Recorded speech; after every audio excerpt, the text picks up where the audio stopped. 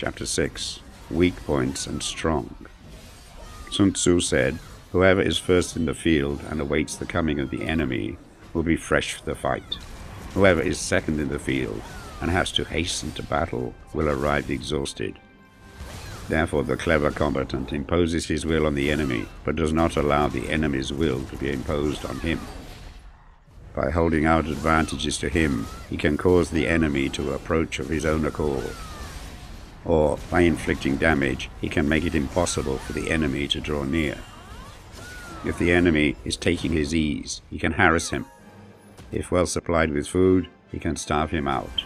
If quietly encamped, he can force him to move. Appear at points which the enemy must hasten to defend. March swiftly to places where you are not expected. An army may march great distances without distress if it marches through country where the enemy is not. You can be sure of succeeding in your attacks if you only attack places which are undefended. You can ensure the safety of your defense if you only hold positions that cannot be attacked. Hence, that general is skillful in attack whose opponent does not know what to defend. And he is skillful in defense whose opponent does not know what to attack. O divine art of subtlety and secrecy, through you we learn to be invisible, through you inaudible, and hence we can hold the enemy's fate in our hands. You may advance and be absolutely irresistible if you make for the enemy's weak points. You may retire and be safe from pursuit if your movements are more rapid than those of the enemy. If we wish to fight, the enemy can be forced to an engagement even though he be sheltered behind a high rampart and a deep ditch. All we need to do is attack some other place that he will be obliged to relieve. If we do not wish to fight, we can prevent the enemy from engaging us even though the lines of our encampment be merely traced out on the ground. All we need to do is to throw something odd and unaccountable in his way. By discovering the enemy's dispositions and remaining invisible ourselves, we can keep our forces concentrated while the enemy's must be divided. We can form a single united body while the enemy must split up into fractions. Hence, there will be a whole pitted against separate parts of a whole, which means that we shall be many to the enemy's few. And if we are able thus to attack an inferior force with a superior one, our opponents will be in dire straits. The spot where we intend to fight must not be made known, for then the enemy will have to prepare against a possible attack at several different points. And his forces being thus distributed in many directions, the numbers we shall have to face at any given point will be proportionately few. For, should the enemy strengthen his van, he will weaken his rear. Should he strengthen his rear, he will weaken his van. Should he strengthen his left, he will weaken his right. Should he strengthen his right, he will weaken his left. If he sends reinforcements everywhere, he will everywhere be weak. Numerical weakness comes from having to prepare against possible attacks. Numerical strength from compelling our adversary to make these preparations against us. Knowing the place and the time of the coming battle, we may concentrate from the greatest distances in order to fight. But if neither time nor place be known, then the left wing will be impotent to succor the right equally impotent to succor the left, the van unable to relieve the rear, or the rear to support the van. How much more so if the furthest portions of the army are anything under 100 li apart, and even the nearest are separated by several li. Though according to my estimate, the soldiers away exceeded our own in number, that shall advantage them nothing in the matter of victory. I say then, that victory can be achieved. Though the enemy be stronger in numbers, we may prevent him from fighting. Scheme so as to discover his plans and the likelihood of their success. Rouse him and learn the principle of his activity or inactivity. Force him to reveal himself so as to find out his vulnerable spots. Carefully compare the opposing army with your own, so that you may know where strength is superabundant and where it is deficient. In making tactical dispositions, the highest pitch you can attain is to conceal them.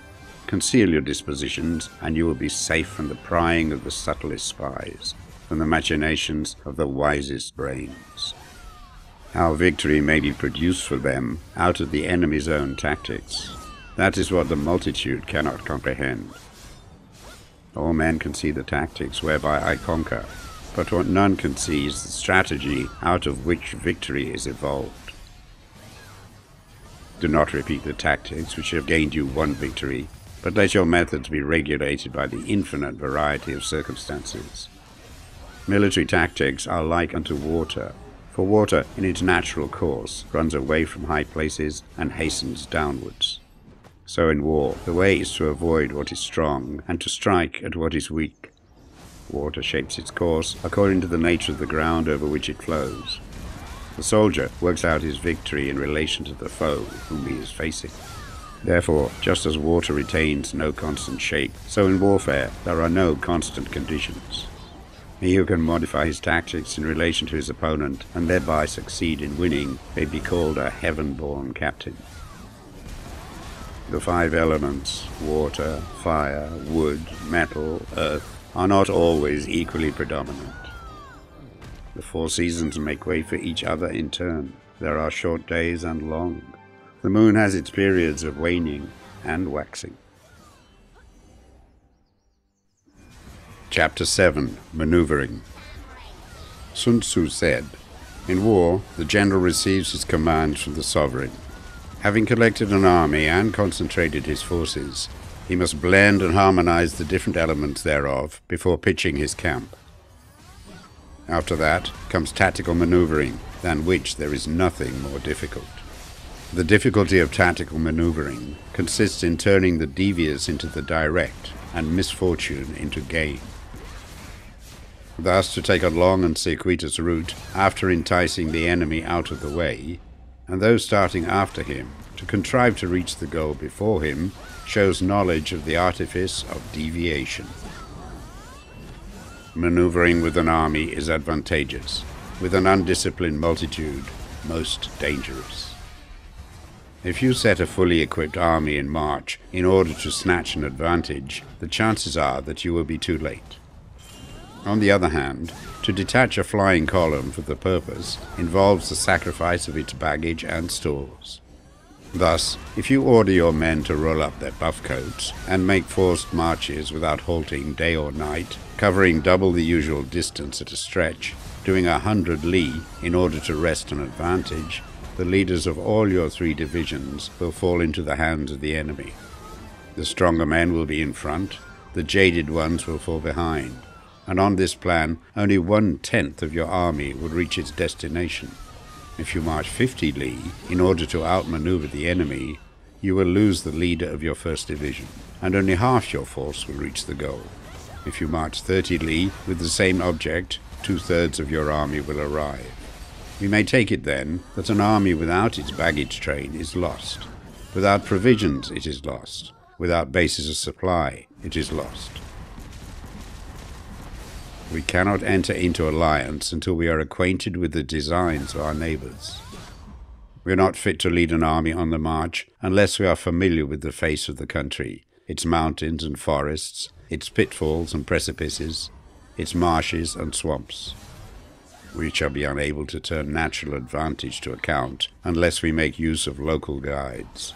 In war, practice dissimulation and you will succeed. Whether to concentrate or to divide your troops must be decided by circumstances. Let your rapidity be that of the wind, your compactness that of the forest. In raiding and plundering, be like fire. Immovability is like a mountain. Let your plans be dark and impenetrable as night, and when you move, fall like a thunderbolt. When you plunder a countryside, let the spoil be divided amongst your men. When you capture new territory, cut it up into allotments for the benefit of the soldiery. Ponder and deliberate before you make a move. He will conquer who has learned the artifice of deviation. Such is the art of maneuvering. The Book of Army Management says, on the field of battle, the spoken word does not carry far enough. Hence the institution of gongs and drums. Nor can ordinary objects be seen clearly enough. Hence the institution of banners and flags. Gongs and drums, banners and flags are means whereby the ears and eyes of the host may be focused on one particular point. The host thus forming a single united body, it is impossible either for the brave to advance alone or for the cowardly to retreat alone. This is the art of handling large masses of men. In night fighting, then, make much use of signal fires and drums, and in fighting by day of flags and banners, as a means of influencing the ears and eyes of your army. The whole army may be robbed of its spirit. A commander-in-chief may be robbed of his presence of mind. Now, a soldier's spirit is keenest in the morning. By noonday it has begun to flag, and in the evening his mind is bent only on returning to camp. A clever general, therefore, avoids an army when the spirit is keen, but attacks it when it is sluggish and inclined to return. This is the art of studying moods. Disciplined and calm, to await the appearance of disorder and hubbub amongst the enemy. This is the art of retaining self-possession. To be near the goal while the enemy is still far from it. To wait at ease while the enemy is toiling and struggling. To be well fed while the enemy is famished. This is the art of husbanding one's strength. To refrain from intercepting an enemy whose banners are in perfect order. To refrain from attacking an army drawn up in calm and confident array. This is the art of studying circumstances. It is a military axiom not to advance uphill against the enemy, nor to oppose him when he comes downhill. Do not pursue an enemy who simulates flight. Do not attack soldiers whose temper is keen. Do not swallow bait offered by the enemy. Do not interfere with an army that is returning home. When you surround an army, leave an outlet free. Do not press a desperate foe too hard. Such is the art of warfare.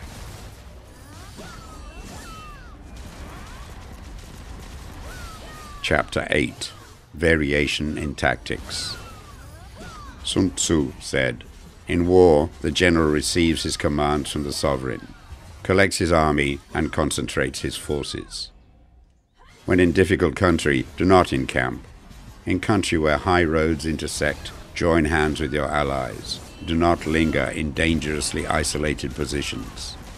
In hemmed-in situations, you must resort to stratagem.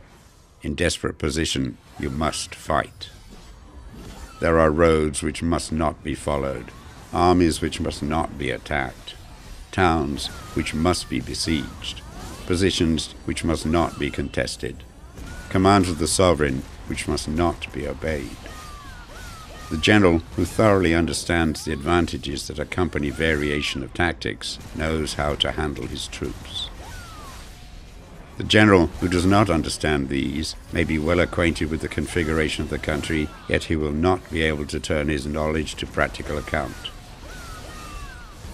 So, the student of war who is unversed in the art of war of varying his plans, even though he be acquainted with the 5 advantages, will fail to make the best use of his men.